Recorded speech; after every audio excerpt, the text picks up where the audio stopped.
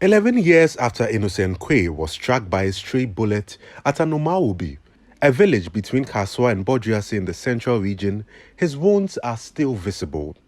Physical scars from the entry and exit point, as well as incisions from the medical procedures, are glaring, yet it is the invisible scars that hurt him most.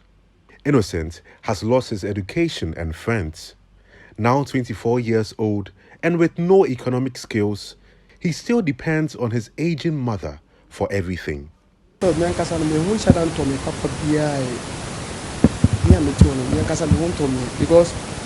the end of the na me still see a crime why crime me last month and I call hospital to much as ending of this month yes I'm hospital till by ending first week in I best call me and Casa days and me say me want to me if you body na military to say me Casa de me shall to papa. However, my meeting with Innocent Quaye in August 2018 marked a turning point. Through advocacy triggered by a City News report on his plight, the Forestry Commission and the military agreed to compensate him with 150,000 cedis in November 2019. This was because it was a soldier who was working as a forestry guard that fired the shot in an attempt to stop a vehicle conveying logs deemed to have been illegally acquired back in 2010. The Forestry Commission, however, paid their cut, 90,000 cedis upfront, with a promise by the Ghana Armed Forces to pay theirs later. It's been 2 years since that pledge, yet Innocent has not been paid the remaining 60,000 Ghana cedis. What's worse, he says medical expenses are fast consuming the first batch of the compensation.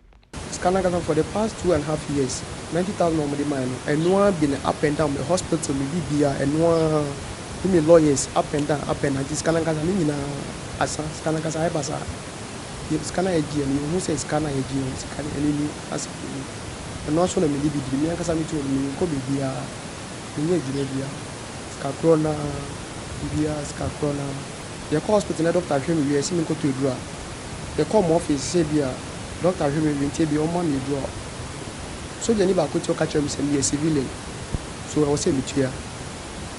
At the same time, Corona, so now my lawyers every week they are already called 37 up and down, 37 up and down. Bema camp, so at the same time, they are from say Brigadier General Mabwaching, or from say Omombra, Monday, Omokwa, no assigned to Omashada, Fufro, 2 weeks time Mozambra, Omo, one was sent from say Mombra, ending Mombra, Omokwa was sent to Mosa, next month Mozambra. Iti sikane de omori ma no chin kwa mi akuri aso ameyare because hospital instead of say also hwe mi na me to me bantem no because ko hu peniwe because ko hu His mother, Gladys Jando, also recounts the struggle the non-payment of the compensation has brought to the entire family. Say bani sika na on pesa won tia o say den yo e ho ne dia menti ase mi bani sika no so on pesa on metia ma me ba no e ho no menti ase o ma say na o mo say o mo say 6 days na 6 days I say ade no e ko 3 years na fi mu fa bo face ka ma na say o mo pa kire sen o mo pa kire sen say mi wa ko media ko e fi 37 mai e kan kwan me amituwe me ani pa kese papa me nipa kese me honam ne nyina ekọ me honam nyina akọ obi hu kra obi sa me say na mami adan won tiapo me tiapo papa e ya dwendwen na e ha me na adan entini ami to kurase ni na me ba na ekoye soja ni sa wo Ghana ha anka ye betimi atrase e wo ye kurase ni mu After countless failed attempts to get the Ghana Armed Forces to pay up, the family petitioned the Chief of Defence Staff in July 2021. Unfortunately, they have still not been paid. Scan, there was somebody, mommy. And according to Scan, probably mammy, Scan me a crime to say Scan is Scan and do baby, because me to a minute maybe a come back. Say a day crime, 15 cities a day crime, a month in a scan, I can say.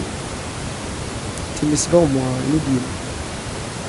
Go first scan, sɛ ɛbɛtumi aboa no kakra all my life no. Obi se kɔtɔ eduro wei fama no na ɛmɛtɔ na miyɛ sei obi se kɔtɔ wei na woba no ɔyɛ fitaa dodo na makɔtɔ ɔsɛ nua eduro wei ma no ɔyɛ ɔbɛnya ahoɔden sɛnea ɔbɛtɛn bɛyaa na me so meyɛ dɛn ɛna meyɛ no na sika kakra a wɔde bɛma na ɔbɛpɛ beebi atena no nso sɛ kiosk ketewa bi mpo na ɔbɛyɛ na watena no no ano nso sika no mo mfa ama no debia anante nko a bɛpem nnɛ ebe Ghana. For human rights lawyer and member of parliament for Madina, Francis Xavier Susu, a legal battle would be the best way to help Innocent Quaye get what he deserves. Looking at what I have seen in the past dealing with the military, I think that the military is not very forthcoming when it comes to meeting some of these civil liabilities.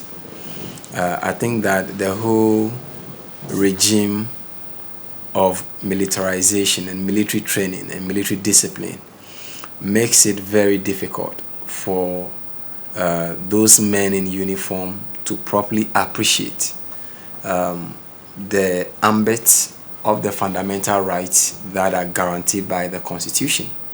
I would recommend that if the military would continue to refuse to honor their obligation, then I think that the family would have to consider going to court. I hope and I look forward to the court doing the needful, and the court can order that compensation, and the court has the power to enforce that order that the court would make. And I believe that perhaps we will resolve this matter if the military will not do the needful.